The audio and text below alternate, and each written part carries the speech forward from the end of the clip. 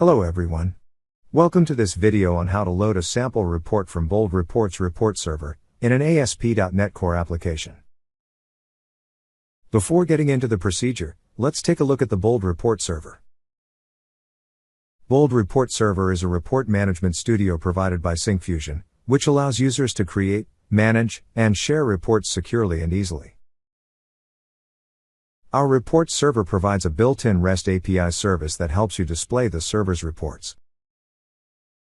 In this video, I will show you the steps to create an ASP.NET Core application, and the steps to load an already created ssrs RDL report from the Bold Reports report server. First, let's see how to generate the personal access token from the report server. To generate the personal access token, first, you need to log into the Bold Reports report server. You will see the list of reports that are published to the report server. To generate the personal access token, I click the user emoji icon in the left navigation bar. Then I click the user profile. We will be redirected to the My Profile page. I click the personal access token in the top panel. In the Personal Access Token page, I click the Generate Token button.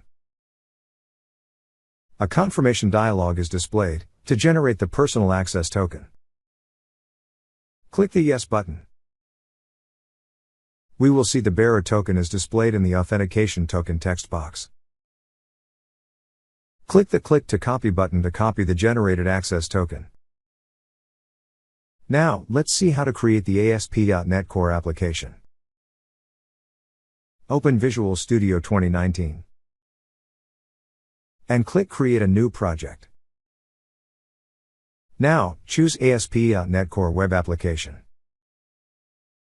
And then click Next. Change the project name. And then click Next. For this demo, I set the target framework as .NET 5.0. Bold Reports ASP.NET Core Report Viewer works in ASP.NET Core 2 and newer versions. Click the Create button. The new ASP.NET Core application will be created. Now, let's see how to install the NuGet packages in the application. In the Solution Explorer tab, right-click the project or solution. And choose Manage NuGet Packages. In the Browse tab, search for the Bold Reports.ASP.NET.Core package, and install it in your core application. Similarly, install the System.Data.SQL client package. I have listed the purpose of each package in the following table.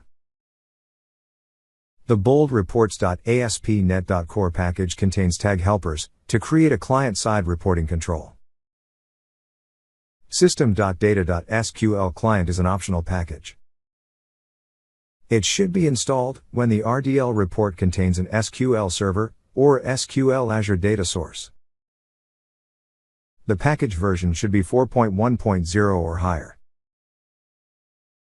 Newtonsoft.json is the dependency package, which is used to serialize and deserialize data for the report viewer.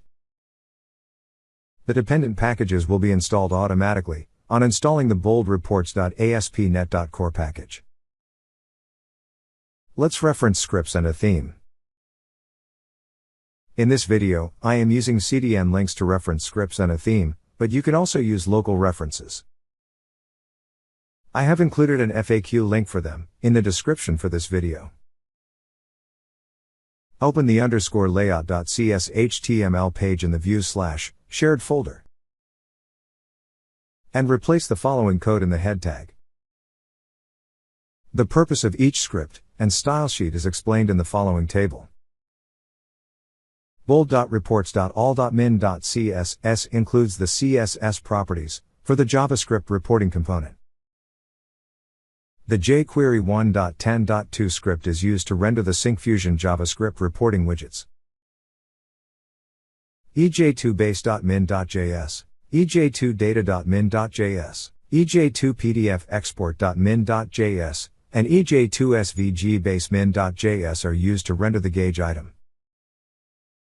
EJ2 lineargauge.min.js renders the linear gauge report item. EJ2 circular gauge.min.js renders the circular gauge report item. EJ2 maps.min.js is used to render the map report item. EJ.chart.min.js renders the chart report item. bold.reports.common.min.js, bold.reports.widgets.min.js, and bold.reportviewer.min.js are required to render the bold reports report viewer. Now let's see how to configure the bold reports script manager. In the _layout.cs HTML page, replace the code in the body tag. The reporting script manager in the body element places the report viewer control initialization script in the web page. In order to initialize the scripts properly, the script manager should be included at the end of the body element. Now let's initialize a tag helper. Open the _view imports.cs HTML file from the views folder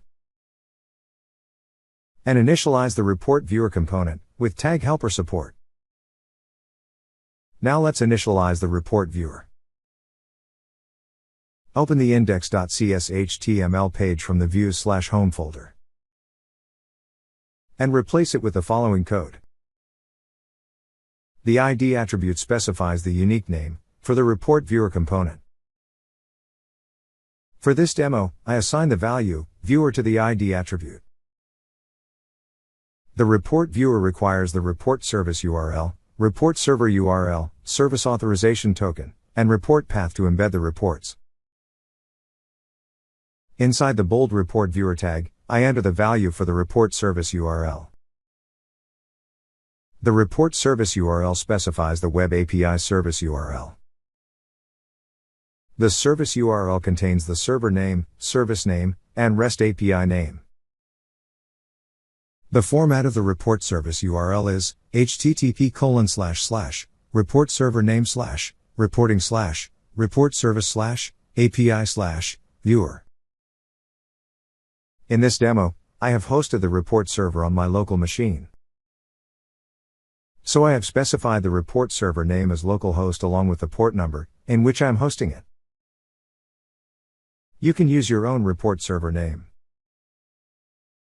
Reporting/report service represents the service name of the report server. API/viewer represents the web API name of the report server. Then I enter the report server URL inside the bold report viewer tag. The report server URL specifies the server name and site information. The format of the report server URL is http:// report server name / reporting / API / site / site name. In this demo, I have set the report server name as localhost along with the port number in which it is hosted. You can use your own report server name. Site/site1 represents the site from which we are going to load the report in the report viewer control. Since I have kept my report in Site1, I specified site/site1. You can specify your own site's name. Then I enter the service authorization token inside the bold report viewer tag. The service authorization token specifies the personal authorization token, which is already copied from the report server. Then I assign the value for report path inside the bold report viewer tag. The report path specifies the path in which the RDL report file is published in the report server. Here I am using the sales order detail RDL report from the server location. This report is published in the sample reports category. Save the file. To preview the report, build and run the application. You will see the sales order details report is loaded in the bold report viewer. Let's briefly cover the procedure for loading a report from the cloud report server. The steps that need to be followed are the same, but the report service URL and the report server URL will differ based on your cloud server configuration. I have shared our Cloud Reporting Sample Report Service URL and Report Server URL in the presentation. Since the service for cloud reporting is hosted separately, reporting/report service is not set in the report service URL. And since multi-tenancy is not supported in the cloud reporting server, the site information is not required in the report server URL. You also need to generate the service authorization token from the cloud report server and add it in the application. And the path of the report, we want to render in the report viewer. I have provided the documentation link in the video's description for your convenience. In this video, we learned how to load a report from the Bold Reports report server in an ASP.NET Core application using the report viewer control.